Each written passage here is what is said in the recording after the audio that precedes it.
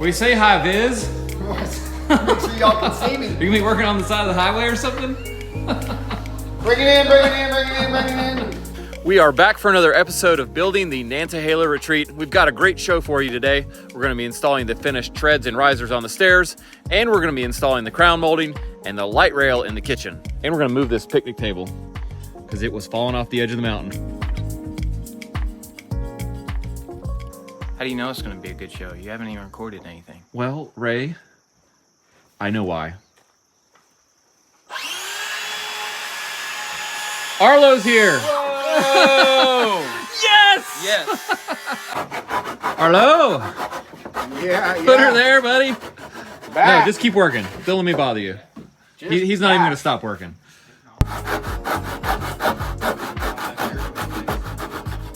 Have you just been sawing stuff at your house for fun for like the last 6 weeks? Yeah, just a little bit. I would bet you coming back on site is like a vacation for It him. might be. Probably. Might Well, be. we are glad to have you back, Arlo. Yeah, man. I'm Just in time for stairs, too. That's yeah, clutch. exactly. The wizard returns. Did you see this? Yeah, I'm feeling pretty sad right now. So this board is right At the top of the stairs, and see, you can see as you're walking up, it just happened to be a board that has this weird grain, and we're gonna have to hack that out of there. Dude, Wait, you're gonna have to hack that out of there. we already did a video on how to do this, so I don't feel like I need to do it. Our first project of the day was to finish our cabinetry by installing crown molding and light rail. We're gonna start with an easy piece, this short piece with a square cut on the wall and then an outside miter here. And this is really nice actually. Most cabinets have the face frame sticking out past a quarter, but our cabinet maker has already packed that out. So there's no work to make this flush out with the face frame here, which is great. I'm gonna get my bearings on the chop saw before I start doing more complicated ones. This is our crown molding, and I think more specifically, it's a cove molding because of the shape of it. Our cabinet maker made these out of oak, and we're gonna cut them on a chop saw, a miter saw. There's a lot of ways you could do this, okay? But I'm gonna show you what I'm gonna do, and I think it's gonna be the easiest for me, is I'm actually gonna put this against the cabinet with the 52-degree bevel against the cabinet. I'm just gonna slot it in till the 52-degree is against my backstop. I'm gonna turn on a 45 and I'm gonna chop, and that should give me the correct compound miter for that 52. You can also cut it flat and set the saw in all kinds of crazy angles that are like decimal points, just so you know. All right, folks, moment of truth. I haven't tested this off camera, so I'm gonna look like an idiot if it doesn't work. But I've done these like I said I was gonna cut them. I got the first two pieces, see if it works. After verifying that the lengths of each of these pieces and also the miter joint fit really nicely, we fastened the outside corner using some wood glue and some pin nails. This is a great way to make sure these outside corners won't ever come apart over time. Next, we attach this section of molding to the cabinetry using a little bit longer pin nails. And the great thing about pin nails is you don't really need to fill the holes because they're so small that you can't see them. So that's why I love using this tool for this job. In other news, we're upgrading our production capacity here. We've got the new blue camera. We've still got red camera. We said goodbye to red cam thinking I was gonna trade it in. Could not let it go. And the guy, Matt, at my cellular sales store, he was looking at me like I was crazy when I had all these.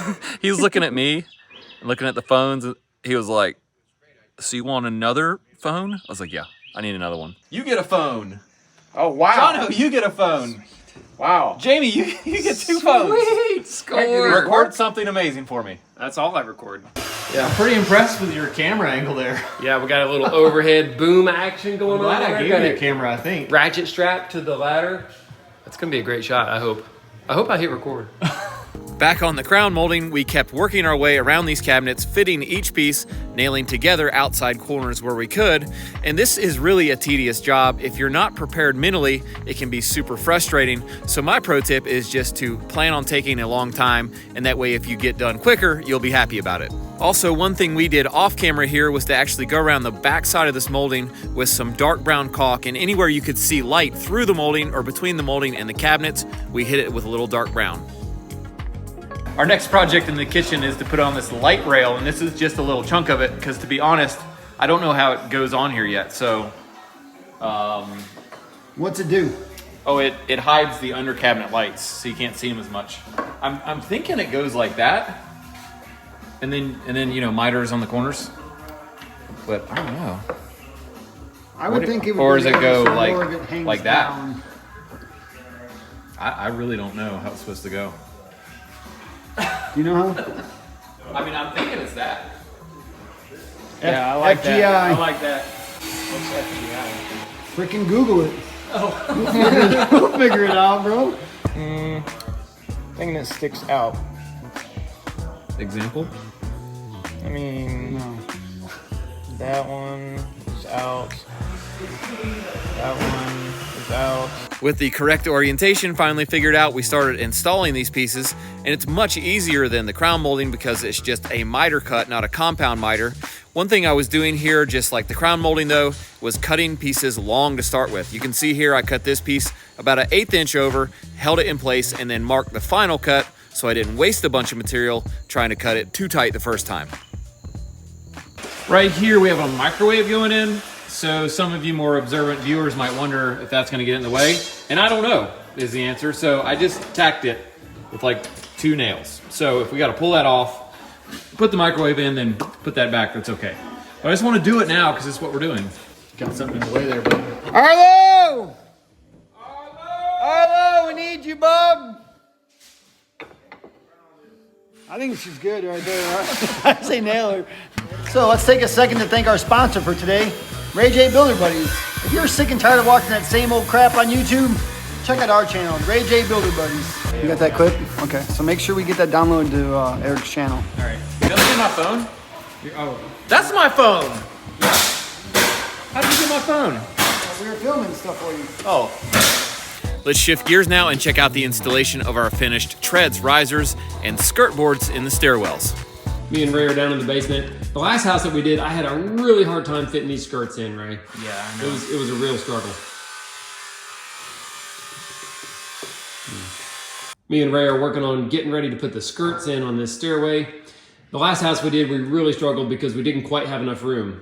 It was like 1/8 of an inch less than we needed the whole way. Yeah. That equals giant struggle. So we left an extra 1/4 on this one. Show them how the board fits up there, Ray, between the stringer and the drywall. Look at that, it slides up and down real easy, except down here at the bottom, we got like a tight spot somehow. And so what we had to do is actually sawzall the side of the stringer off to free up some space. Go ahead and show them there. So Ray's been working on this for a little bit to get room for the skirt trim to slide in there. That's looking good. Should not be a struggle now. I highly recommend that you do this, leaving a gap so that you have a place for your skirt board to go without having to notch it around the actual stair cutout, because that would be dreadful. Yeah. I would hate it. You don't want to do I that. really would hate it. So now we're gonna clean out. We got some debris and like junk down in here, drywall dust and screws. We gotta sweep all that out, and then we'll be ready to put in the skirt. Arlo is doing something here we do a lot. He's marking the height of the baseboard. It's 3.5 high. We always let this skirt run out to a point to get our fit on the floor. And then what he can do is simply mark wherever 3.5 crosses.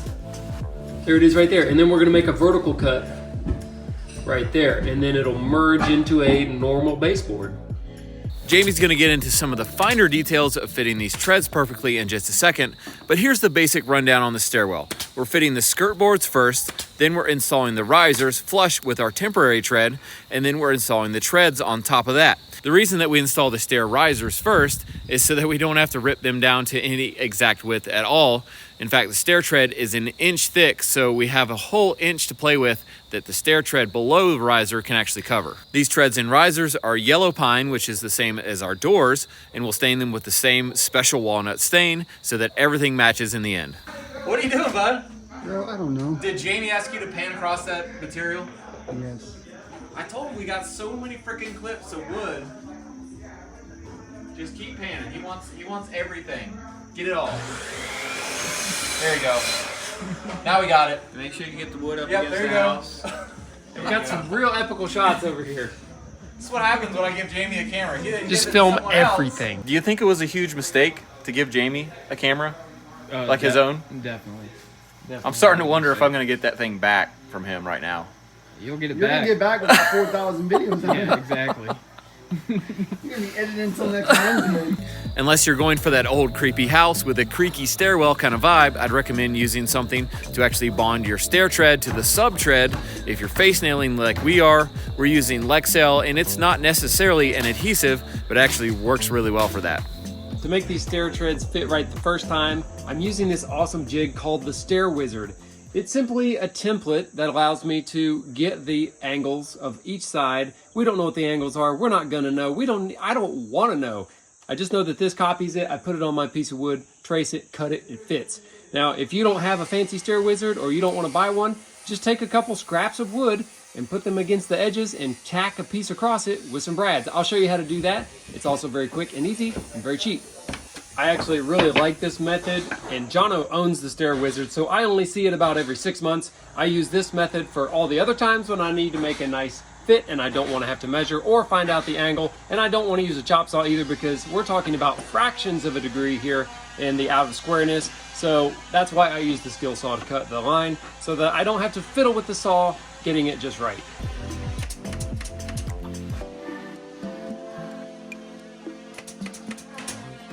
Time to find out if all of our thinking and math paid off when it comes to getting the nosing on the floor to be in plane with the nosing on the steps. We haven't checked. This is our first check.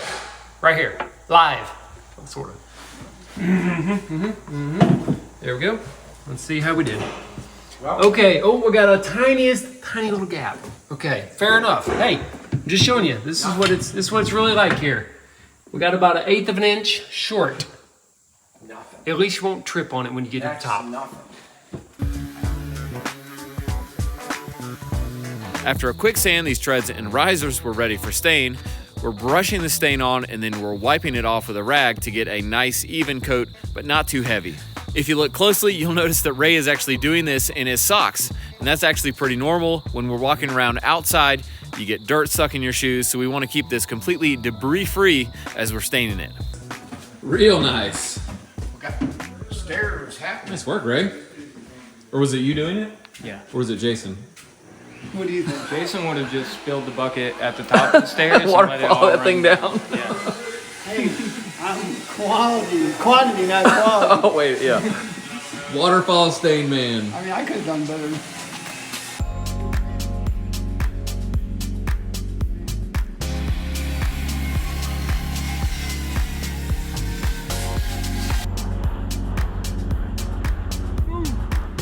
I'm here with Jason. We're gonna put in some beauty blocks, or light blocks as most people call them, but our electricians call them beauty blocks. They're so pretty. They're so pretty. And we're also gonna do a bunch of other fun stuff and make a great video, so stick with us. Fun stuff? Yeah, fun stuff. Like staining? Woohoo! Fun. Okay, if you're wondering, and I'm sure you are, why didn't we just put these blocks in when we did the siding? That would actually make sense, right?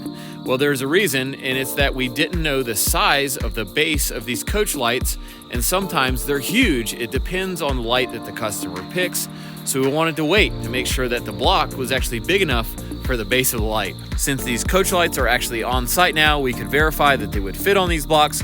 We could cut them in and make it look like it happened when we did the siding, and I kind of wish we would have, because it would have been easier. I can't believe how fast we got that first block in. It only took us about 40 minutes. That's not bad per block. Okay, Jared, pressure's on, buddy.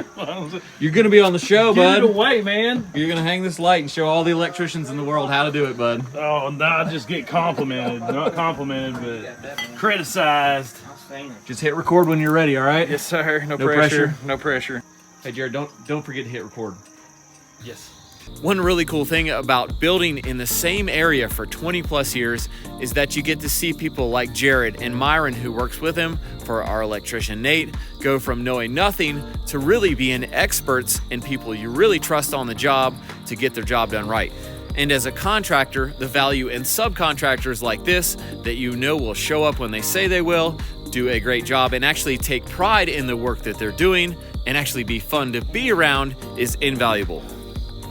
What the heck? Dude, somebody hit my truck right here with something, okay? Yeah, this thing was supposed to be straight up, wasn't And then, well, dude, I swear somebody hit it because I was driving this morning and I was like, man, my antenna's leaning back really far. I was Were only you going 100? I was only going 130. Did you get different stations than you usually get? But, Yeah, that's jacked up. dude, dang it. I don't think I did that. Let's check out Ray's truck too. Everybody's been hitting our trucks. I don't know what's the... Check this out. Whoop! Dude, I tell you what, I don't know what store Ray went to get this, but he got gouged. I'm serious. This one, that was You got Bob. one too, Jay? Yeah, that was Bob. Oh, that was your fault. You let Yeah. your father-in-law borrow it. And then I got this one. That was mine too. That's a nice little... Oh, so nobody hit you. No, that was wood coming off the front of my trailer, and I was trying to back it in. rookie move, dude. Yeah, I know, dude. No, she's broke in. Oh yeah, she's good, baby. Get some stuff. We got Arlo's truck. He's got what we call structural mold going here. It's kind of what's holding the whole thing together. It's the layer up there. He is. And you know why he won't wash it? It's because when he washes it, some of the electrical works and some of it The electrical? doesn't work. Yeah. He said he went to the car wash and he was washing the truck and everything was unlocked and something got wet and all of his doors locked. And he got locked out of his truck. Perfect. Hey, thanks for building with us today. I really appreciate it. It's been another awesome day of building, editing videos on my tailgate until dark at home. I really enjoy being outside, by the way. That's why I do that.